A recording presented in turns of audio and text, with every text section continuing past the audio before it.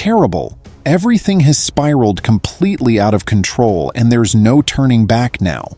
The worst nightmare has been saved for the final episode of Stranger Things, because the absolute worst is only just beginning.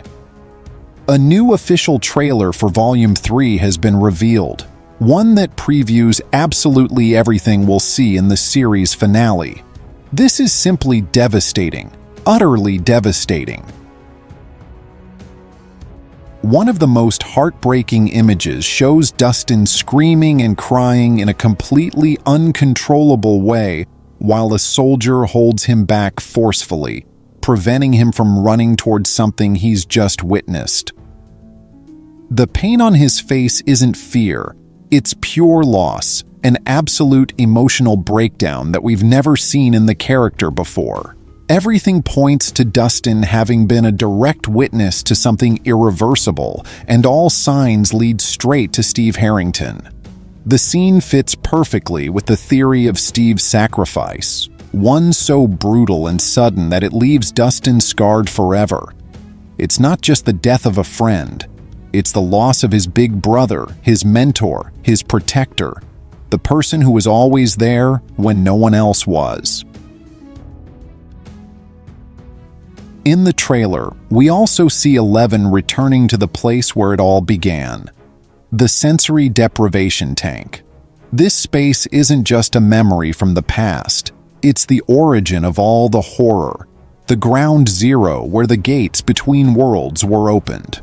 Her return doesn't seem coincidental or merely symbolic, it's necessary. Everything suggests that Eleven needs to reconnect with that primal state to seek something deeper than Vecna, perhaps the true enemy hiding behind it all. The tank represents isolation, sacrifice, and absolute control, and seeing her go back there implies she's willing to lose everything one last time to end the nightmare. Vecna's plan has officially begun.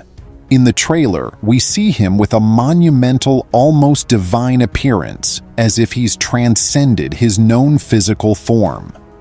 The scene appears to take place inside the Mynd Flayer, reinforcing the theory that Vecna doesn't just control it, he's fused with it or acting as its conscious core.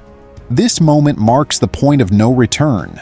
Vecna is no longer setting up the board, he's making his final move. Everything indicates that his plan isn't simply to dominate Hawkins, but to awaken something much older and more destructive, and supreme entity that could even escape his own control. There's a particularly disturbing scene of Hopper looking around in complete bewilderment and visible worry. It's not the expression of a man ready to fight, but of someone who's realized something has gone terribly wrong. Hopper has faced monsters, survived Russia, the Upside Down, and Vecna himself, but this reaction is different. His face conveys the certainty that they've crossed a threshold from which there might be no return.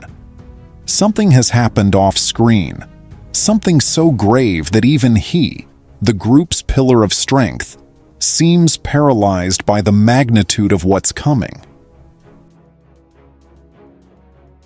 The sky begins to turn completely reddish, an apocalyptic image suggesting that the barriers between dimensions are collapsing. This phenomenon could indicate that Dimension X is finally colliding with the Upside Down, accelerating the merging of worlds that Vecna has been planning from the start. The red doesn't just symbolize danger, it represents corruption, invasion, and an irreversible breaking point. It's no longer about isolated cracks. The sky itself is changing, as if reality is being rewritten before everyone's eyes. Among the reddish clouds, something even more terrifying can be discerned, the silhouette of what appears to be a dragon-shaped head. It's not a clear figure, but it's recognizable enough to send chills down your spine. This image strongly reinforces the theory that the true final villain isn't Vecna, but an ancestral entity inspired directly from Dungeons and Dragons. The possible arrival of a colossal dragon, a supreme beast, would elevate the conflict to a scale never seen before in the series, confirming that Vecna might have been merely the herald of something infinitely worse. We see the group descending from the truck they used to force their way into the Upside Down. There are no jokes, no doubts, just tense looks and absolute determination. Someone mentions that this will be the last battle, and the weight of those words feels real. They gaze at the dark and distorted sky with a mix of terror and acceptance, as if they know not everyone will make it back. This scene encapsulates the final spirit of Stranger Things. A group of kids and adults facing the impossible, not because they believe they'll win, but because it's the right thing to do. Finally, we see Mike talking to Eleven in an intimate and deeply emotional moment. He tells her that this nightmare will finally end, while seeming to encourage her to immerse herself in the tank one last time. It's not an order, it's a plea loaded with love, faith, and farewell. The way Mike looks at her makes it clear that both understand what's at stake. This instant not only sets up the climax, but also raises the most painful question of all. Will this be Eleven's final sacrifice, or the ultimate goodbye?